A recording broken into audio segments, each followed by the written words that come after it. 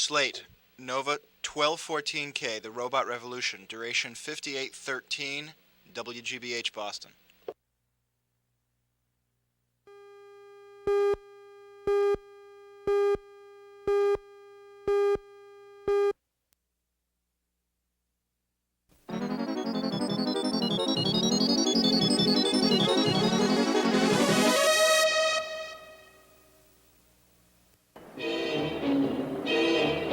Since the Industrial Revolution, new technology has helped American manufacturing grow.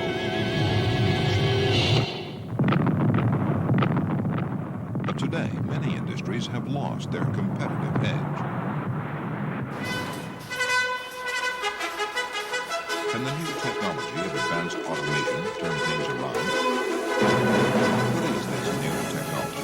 How does it work? Nova examines the robot revolution and the future of the American workplace.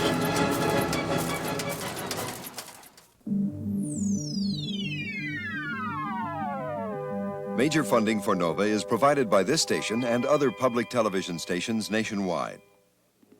Additional funding was provided by the Johnson & Johnson family of companies, supplying healthcare products worldwide.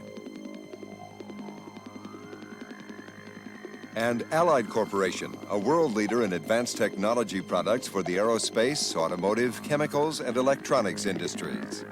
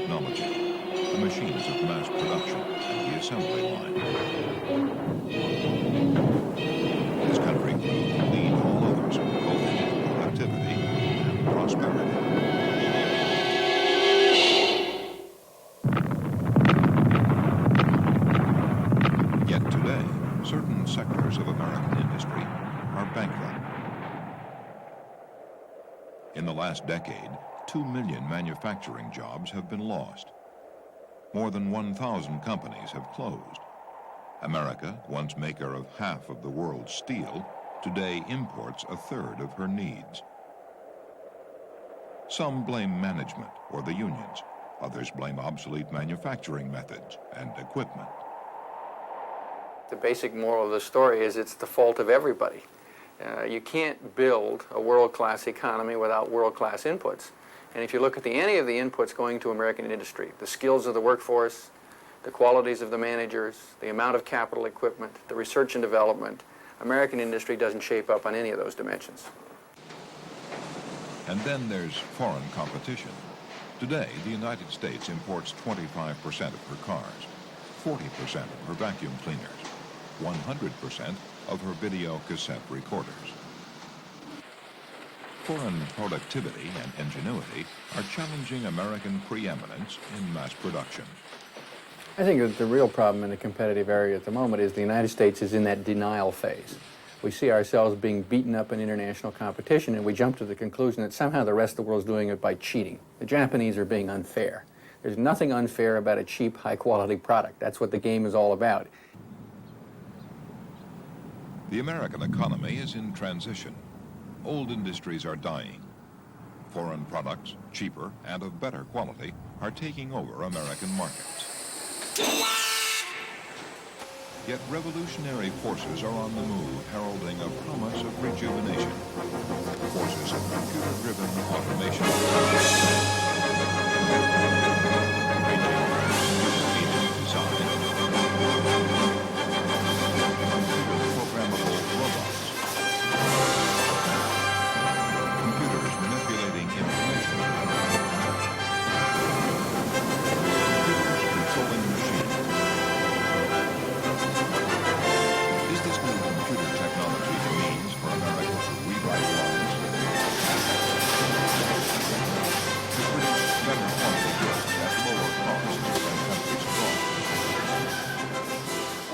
over 500 computers supporting this manufacturing process in this plant.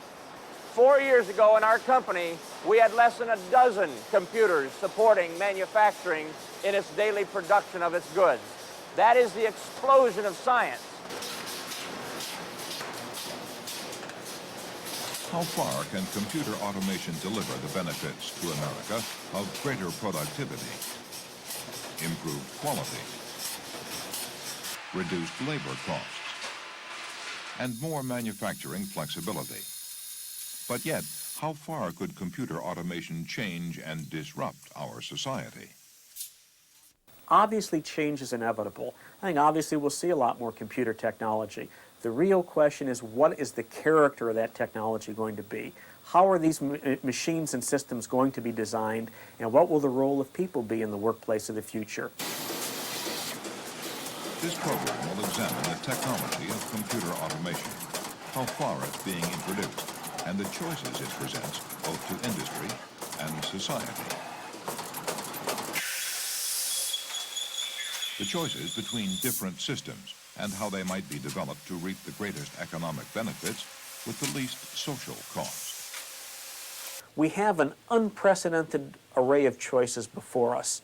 We have an unprecedented potential to use computers and computer-based automation in a way that benefits the society as a whole. I think it would be tragic not to seize that potential and use these technologies in a way that in fact do bring real benefits. Already, computer automation is appearing in offices and factories, and the key element in this new automation is the computer. A computer, simply, is a device which electronically stores information or data. The data might be numbers, words, or images.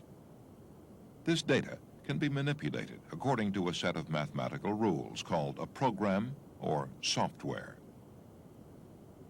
A program can multiply numbers, generate text, alter images, or send electronic commands to machines. All processes previously done by human hands and minds. Computers first appeared more than 40 years ago. Since then, they've been getting cheaper, more efficient, and much more powerful. By the early 70s, many organizations had installed a computer, probably in the basement, to help with financial or personnel records. These computers were cost-effective for large bureaucracies. Still, they had little impact on the way most Americans worked. Then, in the mid-1970s, came the microprocessor, a whole computer packed into a tiny chip, and computers passed a watershed. Now they were small enough, cheap enough, and powerful enough for a host of new applications, applications which might help revitalize American manufacturing in the nick of time. In the second part of the 1970s, we began to hear about the fact that other countries were beginning to be as productive as we were. We began to see many foreign goods coming into the country, especially electronics, automobiles, so on. This was perceived as a threat, and people looked around for some response to this threat. Well, the microprocessor had just become fairly readily available, and so people reasoned that we could possibly bring this computer power to bear in the manufacturing environment by having these microprocessors direct machines to do things that they could never do before. So we began to look into having microprocessors direct robots, which could conceivably work day and night producing products, and this was going to help us with our productivity problems. Robots are computer programmable mechanical devices. These fluid-moving robots are symbols of the extent of computer power. They mimic human action.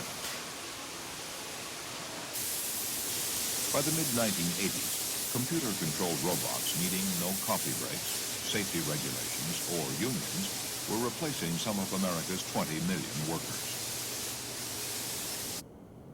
This type of robot was hyped by industry and the media as the great savior of manufacturing. But there are only 15,000 robots in American factories today, directly displacing perhaps 20,000 workers. Most robots are in showcase factories of large companies like General Motors, John Deere, IBM, Chrysler, or General Electric, whose managements are willing and able to make investments of many hundreds of millions of dollars.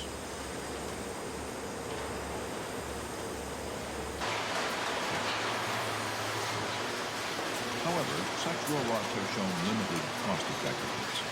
They're used primarily in spot welding and paint spraying, where protection against hazards make it particularly expensive to use human workers.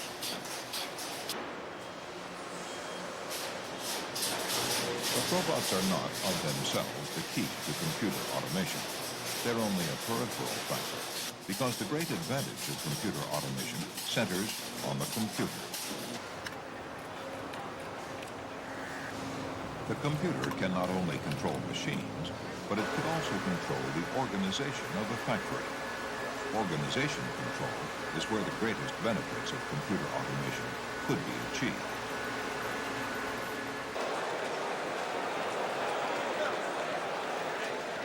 Already, the computer has started to revolutionize the control of office and service organizations. Here at the New York Stock Exchange, productivity is up 400% because the computer network electronically stores, tracks, and records data.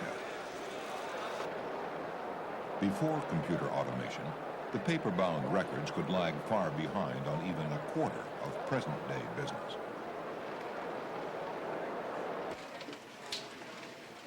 Today, more than 10 million computer terminals are used in offices across America, from banks to insurance companies.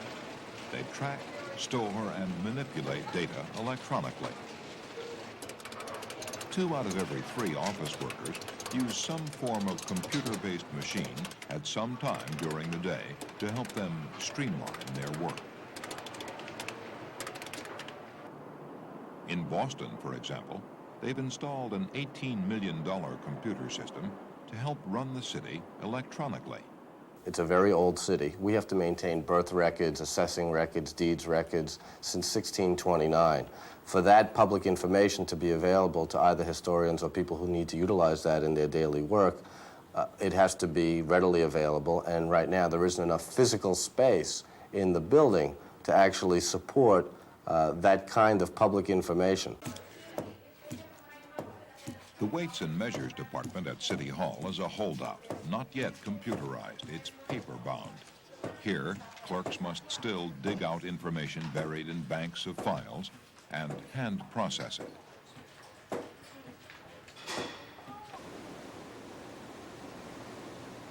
This is the city mainframe computer.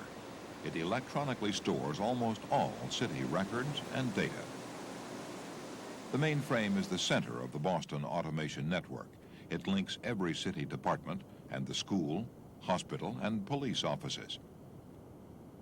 Data can be channeled electronically between a dozen different departments and can be punched up in seconds. For example, before computer automation, Boston had to declare a moratorium on unpaid parking tickets. They couldn't deal with the paperwork. Today, at any city terminal, they can compare the tax records with public works needs, or birth records with school enrollments, and much more. The Boston City computer system replaces paper handling with electronic connections. Each department can have immediate access to all others and to the mainframe data store. It allows this large organization to be controlled more efficiently. In the same way, computers can boost control efficiency outside the office in the much more complex field of factory manufacturing. Factory manufacturing is a complex of separated sectors of work, divided by barriers of understanding and working methods. There are the sectors of design, testing, fabrication, assembly, inspection, and materials handling. People from clerks to managers doing reams of paperwork bridge the sectors and tie the operation together. Computer automation is appearing independently within each sector, varying from rudimentary to advanced. For example, this is a computer-aided design terminal. The computer stores and manipulates design data, eliminating the hand-drawn design. This is an example of computer-controlled assembly. The computer sends command data to robots spot welding cars on the assembly line. This is a computer-automated materials handling system. The computer processes data to direct automated carts moving materials on the factory floor. Manufacturing is a very complex activity, and we've tended to deal with that complexity by breaking it down into smaller, more manageable parts. We develop these islands within the factory environment, and we automate those islands, but the integration between those islands has yet to happen. Despite computer automation within sectors, white-collar workers must still do the paperwork, passing information along to keep the factory running and deal with breakdowns and disruptions. That's pretty much where many companies are today, with islands of automation, and it's the integration of those islands that really will bring the productivity gains in the future. Automation experts foresee the greatest productivity gains coming from replacing people and paper with computer control. Computer integrated manufacturing. CIM. Computers linking every factory sector together. Computers monitoring for breakdowns and disruptions to create a workerless, paperless factory. We will now investigate the extent of computer automation within each factory sector and the possibilities of computer links between them. We start with design.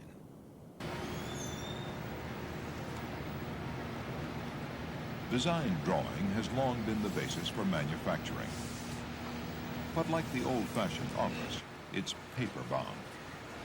Unlike electronic computer data, it can't be manipulated, processed, and analyzed in fractions of seconds. Drawing is labor-intensive, and it's beginning to become a thing of the past. This is a computer-aided design terminal, a CAD terminal, a tool to automate design work. Instead of a pencil, the designer uses a light pen to pull lines and curves out of the computer. He's constructing a spindle for a car disc brake. He can also pull previously designed parts out of the computer memory. Using this tool, there's no need to search through blueprint libraries or transcribe what has been done before. No need to reinvent the wheel. At a touch, a wire mesh outline becomes solid. It becomes a cutaway, a blowout. An assembly explodes into its parts.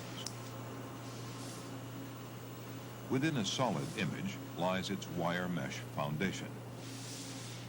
In reality, computer design isn't as simple as in this idealized demonstration, which took many hours of setting up. Nevertheless, it's used extensively. Computer-aided design systems are used extensively today, from the very largest of companies even to small companies. One reason for that is that computers themselves started in an office environment many, many years ago. Started with things like payroll and accounting, and then gradually got into the technical side, got into the engineering and design, and only now are starting to go into the manufacturing side of the operations. At General Motors, a leader in automation technology, they're using more than $100 million of CAD systems for original car design work. A typical car body involves over 5,000 elements. Using CAD, these elements can be interrelated, adding to the exterior framework interior items from the firewall to the steering column. Design items can be tried out in seconds. CAD systems generally bring to companies productivities typically 3, 4, or 5 to 1. And these represent real savings in terms of the time it takes to generate a design, the amount of work, the amount of designs that can be done in a given period of time by designers. So these are the kinds of gains that we see, 3, 4, 5 to 1. Whatever the benefits of computer design, it would seem that manual drafting will become as anachronistic as the slide rule in this phase of manufacturing.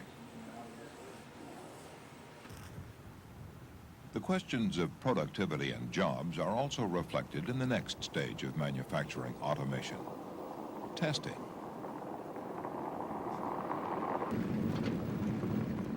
Road testing a car, for example, might become a thing of the past. The data from these tests might, in the future, be derived from a computer engineering simulation.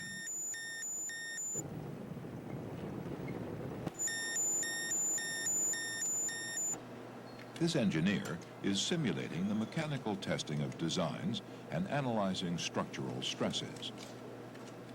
She's examining a version of the real-world behavior of a product before it's built. This is a stress analysis of a wheel. Through an overlay mesh, the stresses are analyzed in each tiny segment to reflect the distortions in a wheel running over rough ground. The engineer at the computer looks for the effects of vibrations, friction, and fundamental frequencies. The engineer at the computer could replace the test driver. But many aspects of computer testing are experimental. This sector of automation is far from developed.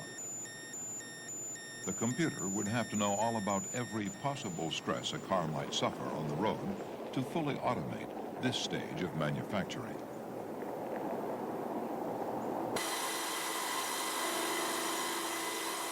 After design, a product is fabricated. Fabrication is the next step in the industrial cycle. It takes us to the factory floor, where machines cut and shape parts to make, for example, some of the 5,000 components of an automobile. Programmable automation to control these processes started decades ago. It's interesting that about 30 years ago, when this kind of automation began, the machine instructions were stored on this kind of paper tape. So it would be the machinist that was essentially responsible for taking the design data and making this piano roll kind of tape, which gives both the geometrical positions of the component, and it also governs the machine speeds and the table speeds, the speed of the machine. Nowadays, we don't need to use this older style. We can program the information directly and on the console here on the computer. But the programming still depends on the machinist, who might have to be retrained for this job. He uses his knowledge and experience of metalworking and tools to translate design data into machine commands.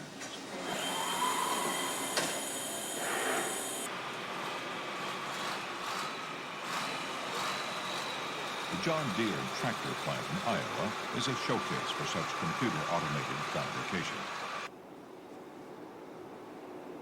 It represents what can be achieved with today's technology, $500 million, and a management which is willing to take the risk. But this automated machining floor is one of only 30 such installations in America. Here, 6 computer-programmable machining cells shape engine blocks. They change their parts to do a multitude of different jobs, one after the other, untouched by human hands, controlled by computers. They save in setting up time. There is less scrap.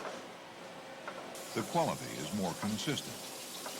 Inventory can be cut by 2/3, lead time by half. The overall gain in productivity, Deere says, has been hard to quantify, but systems like these generally improve productivity 20 to 30%. And most importantly, they can quickly change from making one type of part to making a different type of part. This flexibility is the big bonus of computer automation. A whole variety of custom products can be made at mass production prices. Previously, before the advent of the computer, that manufacturer, if he wanted to change product, to change his machine, had to do it mechanically. He had to change fixtures and tools and make these mechanical changes. What we see now, and certainly even to a greater degree in the future, are these changes coming about by changes in the software, by reprogramming rather than refixturing and retooling. Yet reprogramming still calls for the machinist craftsman to use his knowledge and expertise to translate design blueprints into computer commands. One step toward the factory of the future would be to incorporate the craftsman's expertise into a computer. The craftsman understands about the sloppiness of the machine tool, or how the tools will deflect, or how the fixtures might move whilst the component's being machined. And he does things like look at the chip color, and he looks at the way in which the surface finish on the component is being formed. Now, once we begin to get some of that data into the machine, then we'll be able to do this hands-off thing much easier, and we'll begin to move towards what you might call an expert system for machining. Now, an expert system is a computer program which contains all of the geometrical knowledge and all of the material knowledge, plus all of this craftsman knowledge, and it can begin to do some thinking or some inferences about the machining environment and the manufacturing environment. But once we have all of those rules of thumb that these craftsmen have built up for many years, also embodied in the electronic form, then we'll be able to do this unmanned machining much more easily. While such expert systems are not generally available as yet, on this factory floor, the traditional machinist no longer has any place. Only about 10% of machining is computer controlled in the United States, but it might already account for as much as 50% of the value of all machining work. It means higher productivity and fewer employees. Believe me, automation and robotization. And though numbers are difficult to assess, it's easy to see why workers are worried. in the factory more Union leaders consider this a major issue. We're going to see a drastic change. The jobs that we have now are going to become as obsolete. As a matter of fact, 15, 20 years from now, somebody's going to look and see a picture of how we work, and it's going to look as obsolete to them. It could be your children or grandchildren. It's going to look as obsolete to them as a horse and wagon looks to us. But how many people out here actually feel that this is a problem in the future and that our jobs are being threatened in the very near future? Raise your hand. That's quite a response. Among many conflicting reports, That's the quite a Bureau of response. Labor Statistics Well, I think projects that's a a myth. I shift think from it's high-paid some people manufacturing to low-paid service work over the next decade. With 4 million manufacturing jobs lost due to automation and other factors, while 10 million service jobs are created. We could, in fact, see a very likely scenario where the society becomes increasingly polarized, where many of the best industrial jobs, for example, are eliminated, and the only jobs that remain are those jobs that it's not worth automating, low-paid, dead-end, short work time jobs. If the technology is going to victimize people, they're going to fight against it. They're not fighting against technology. They're fighting against something that victimizes them. I'm not discouraged by computers. I'm threatened by them. But like Angie said a little while ago, hey, you look at that computer and you say, you're my mortgage payment. You're my car payment, right? That's the truth. I'm going to beat you, and I'm going to learn how to run you. If it means my job, I'm going to do it. But for God's sakes, give us the opportunity to learn. People simply have to be retrained and reassigned. It is what I would call, sir, a relocation of people and a re-understanding of what their function is. As long as they could continue to give me job security, then I would be happy. I don't want anybody to tell me, Bob, this computer is going to do your job. It's been nice. Good luck. Some large companies, like General Electric, have retraining programs. But like automation itself, this is the exception rather than the rule. It went from tubes into transistors and diodes. At that time, it was a little more difficult. You needed new equipment. Retraining concerns tend to come after the fact rather than before. In America, unlike other countries, there's no national strategy and little government help for these efforts. But even the strongest advocates of automation believe that at the company level, consultation between management and labor could ease the introduction of computer automation. I think that the planning process that involves all of the parties concerned, senior management, middle management, the working level, should take place as early as possible. Particularly the working level people should be brought in early so that they can see the computer automation not as a threat to their jobs, but indeed as a way for that company to more effectively compete in the marketplace and in fact to create more jobs by growth of the company and by producing better quality products at lower cost. However, computer automation has barely touched American industry. Many companies have balked at the capital expense. There are still 20 million factory workers and only 15,000 robots. Even the leading companies, the Fortune 500 manufacturing companies, have applied computer automation no more than 5 or 10% of the potential that they can apply it. Indeed, in assembly work, the next sector of the manufacturing cycle, at this John Deere Showcase Automation plant, they haven't brought in robots to replace assembly line workers. Why?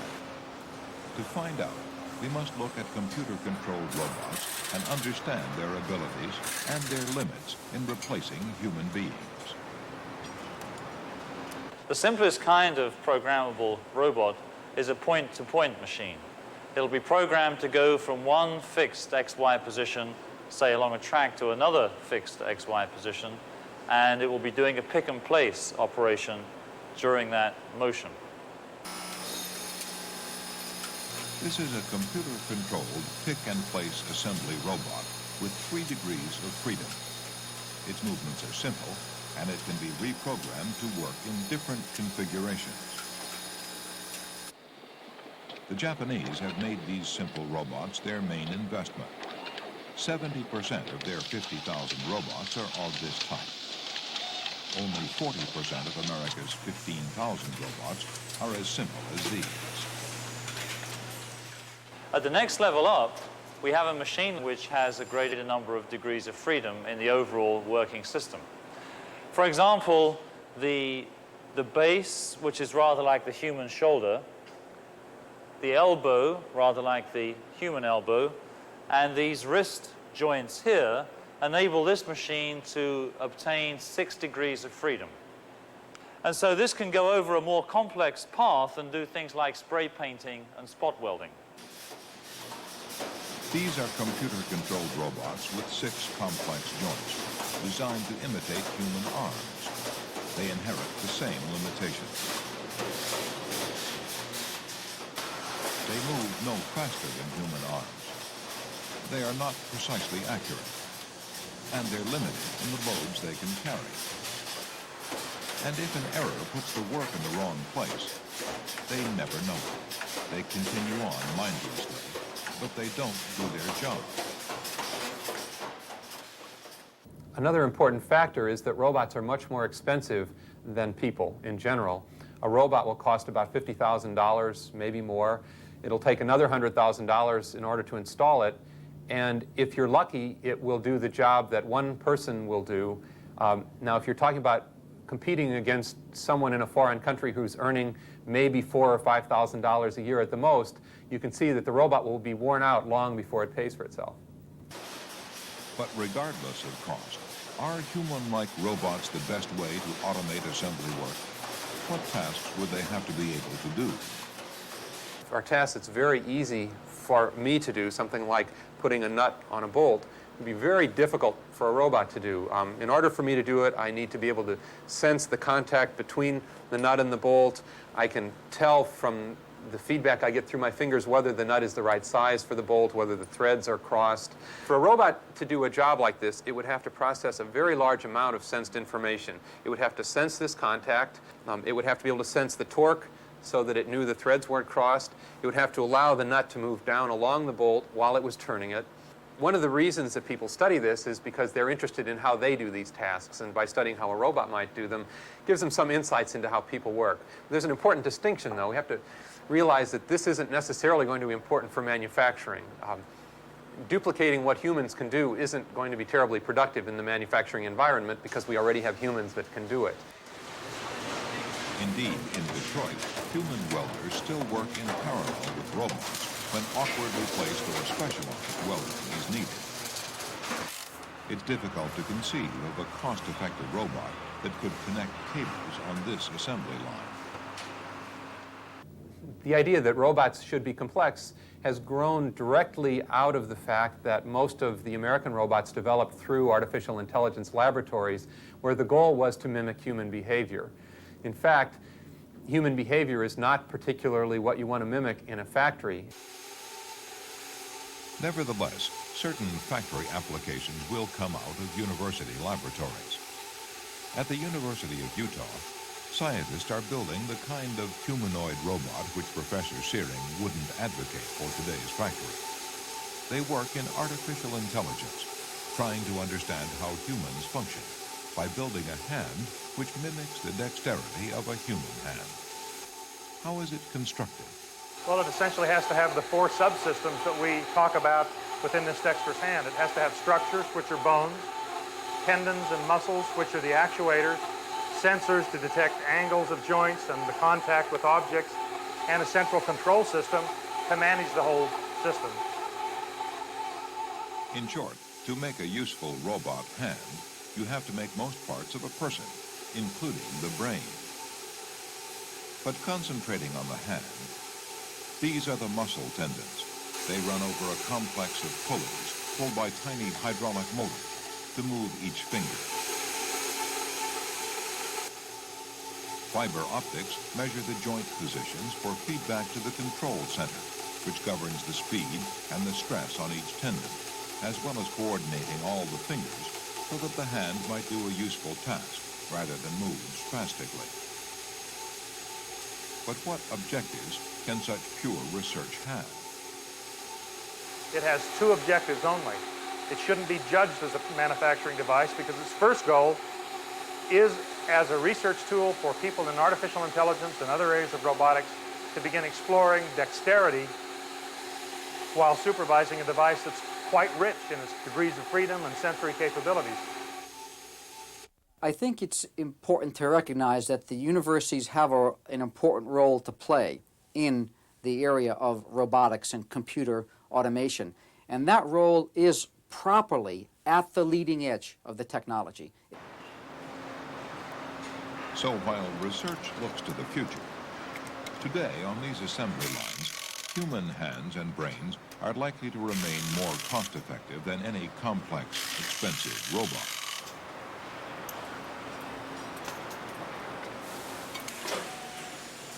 A more effective approach to assembly automation is, where possible, to change the product.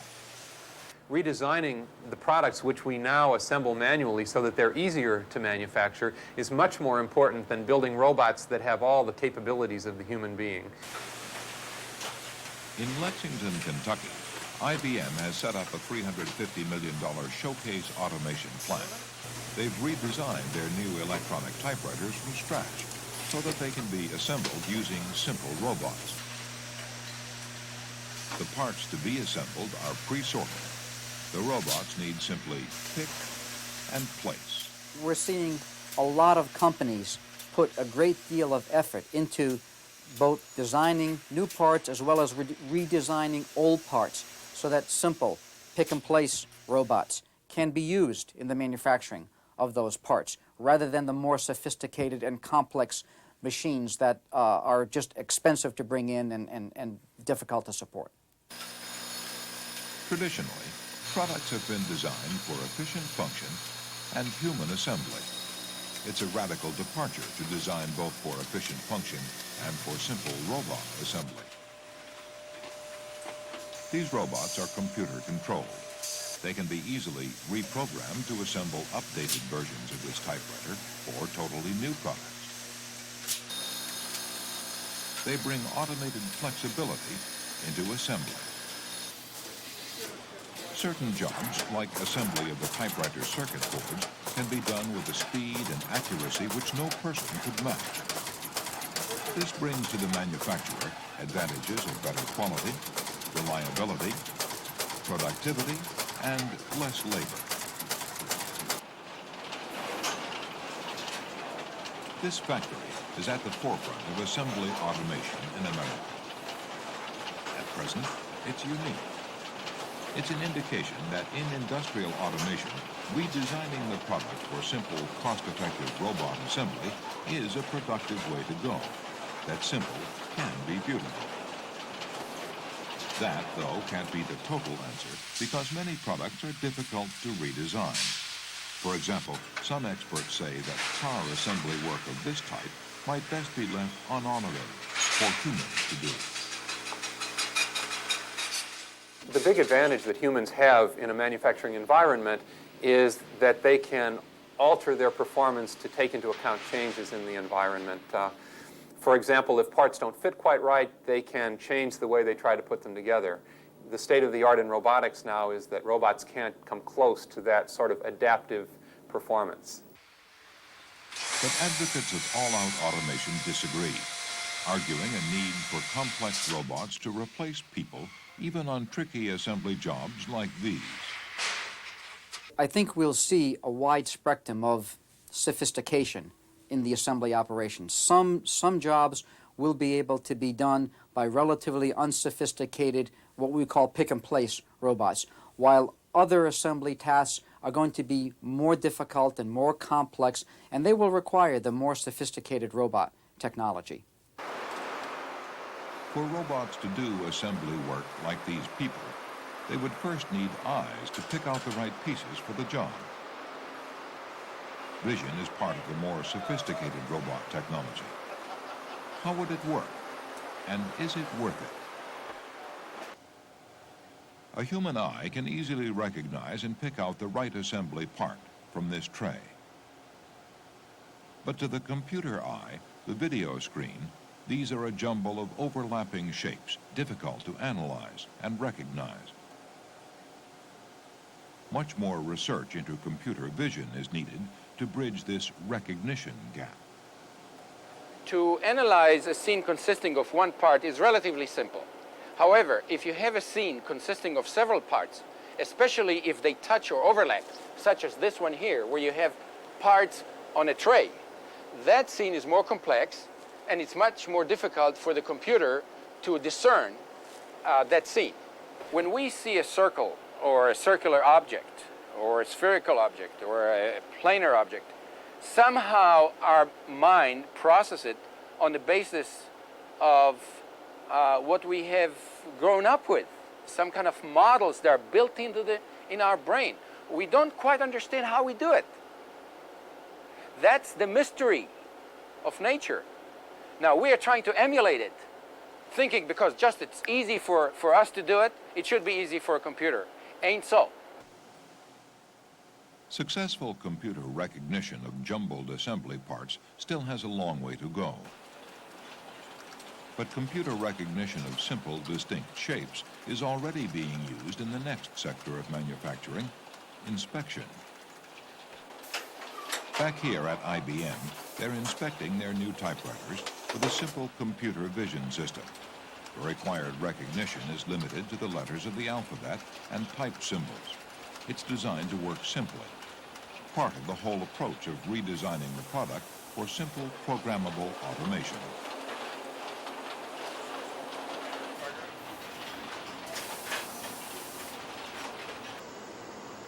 However, in university research, scientists are working to duplicate the stereo depth vision which humans use in inspection work.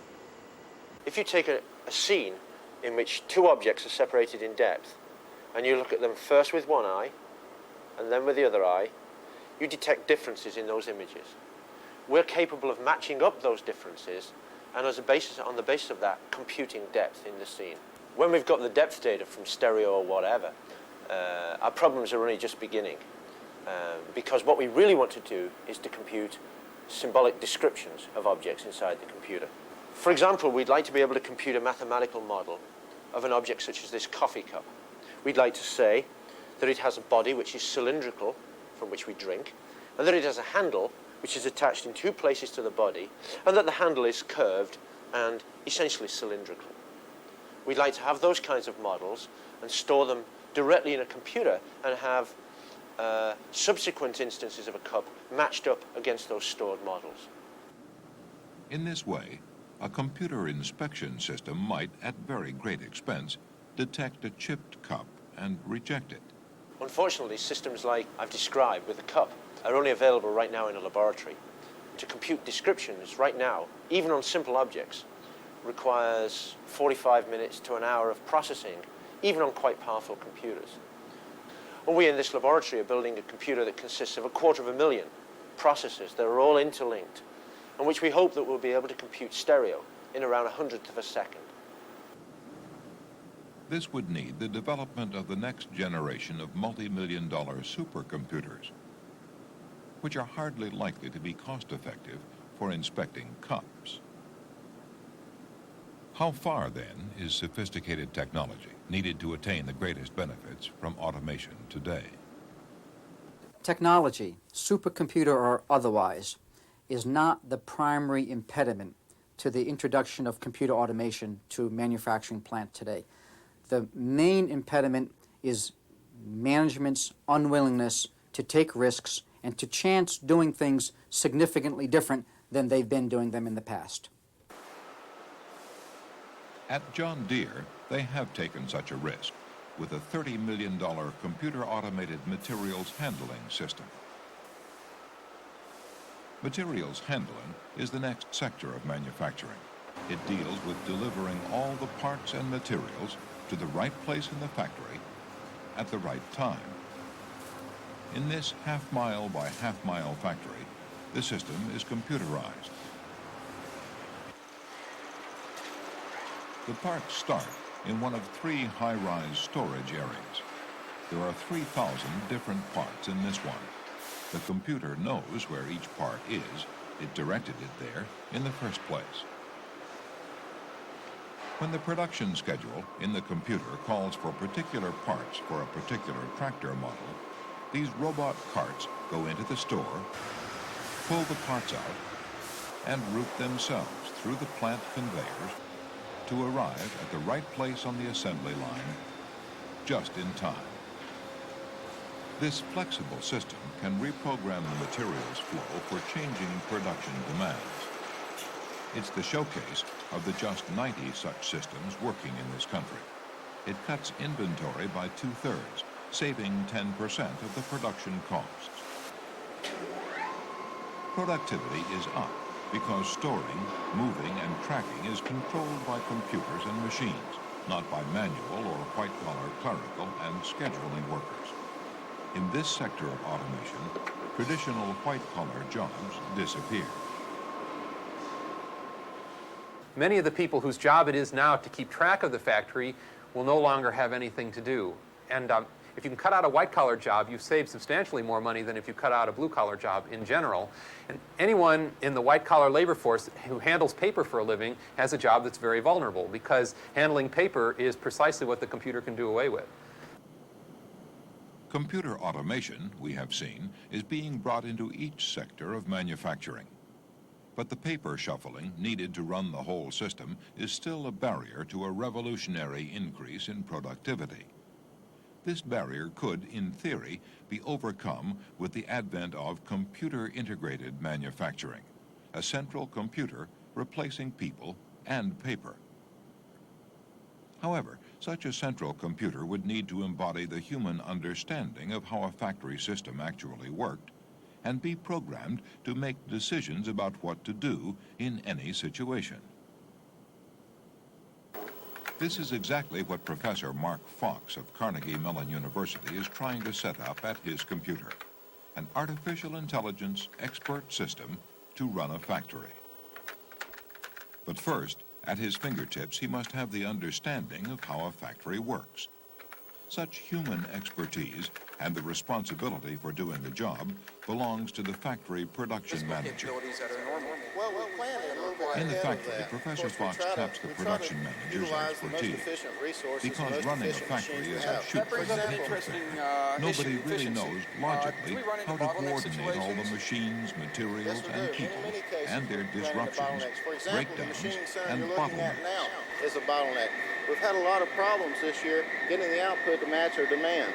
It creates a couple problems for us and a couple concerns. One concern is feeding the bottleneck. Since it is a bottleneck and it's constraining the total output of the system, we want to maximize that output as much as possible. I see. The second thing we have to consider is if what an happens down the understanding line of how a factory works could be put into a central computer, this computer could respond to and deal with breakdowns and disruptions far more quickly than any person.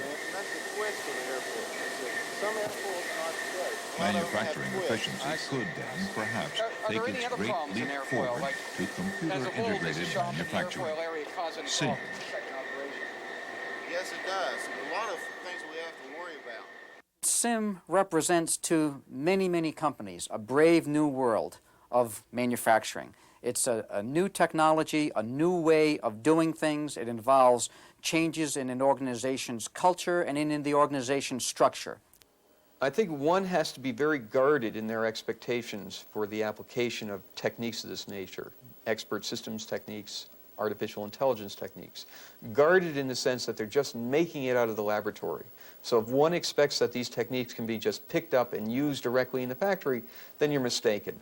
There still is a great deal of development work that has to be put into these systems.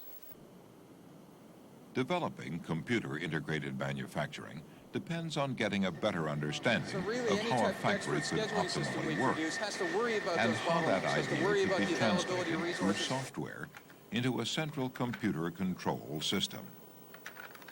Computer-integrated manufacturing, if it worked, might be the technological edge to boost productivity and make this nation's industry competitive with any other country. Yet today, computer-integrated manufacturing is only a theory. Of available computer automation, there are only a few showcase examples of excellence, representing little more than 5 or 10% of what could be possible. While there appears to be a trend toward computer automation, American industry has hardly started to invest in the basic technology. Well-publicized showcase factories in the companies like John Deere and General Motors and IBM that are recognized as the leaders in bringing these showcase factories up to speed and using them. These showcase factories are not indicative of the rest of the country. Other companies in the United States can look to these factories as goals toward which they can strive. According to this view, America faces an urgent and major program of reindustrialization based on computer technology and the redesign of products, equipment, and attitudes. But others welcome delay, arguing that advanced automation should proceed slowly to allow time for planning the transition. What we have done here is secure people's jobs. Prior to going into heavy sophistication of automation in Chrysler, we were laying people off by the thousands. In the last 36 months, where our heavy automation program has bit, we have now been bringing back well over 1,000 people a month for over 24 straight months. Computers can play a vital role. Automation can be central to this economy and used in a very beneficial way. But none of that's going to happen if we focus on all technological change as inevitably meaning progress. The future is not something that we can worry about in a few years. The future is upon us. The question is what that future is going to look like and what the human cost is going to be. The availability of computer automation raises vital questions for American industry and society. Is computer automation really the key to revitalizing manufacturing? And if so, is it being adequately pursued? Certainly, leading companies plan to install further automation systems. Automation seems to be working for them, and others are expected to follow. Yet are traditional market forces sufficient to drive enough companies toward this next industrial revolution? Or are greater government incentives called for?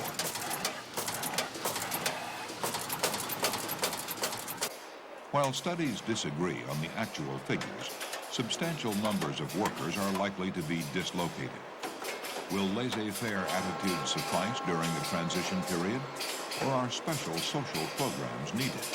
Should available jobs be spread through overall shorter working hours? Must industry or government undertake substantial retraining and relocation programs? These questions have yet to be sufficiently studied.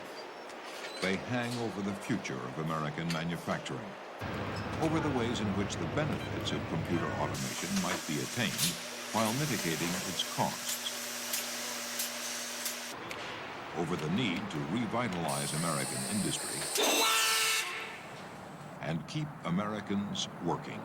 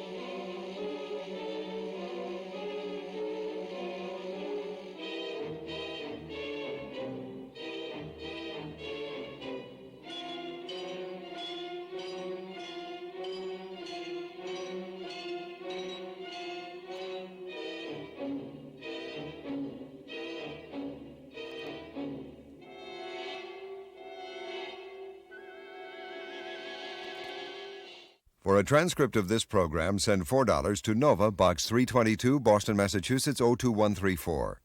Please be sure to include the show title. This program was produced by WGBH Boston, which is solely responsible for its content.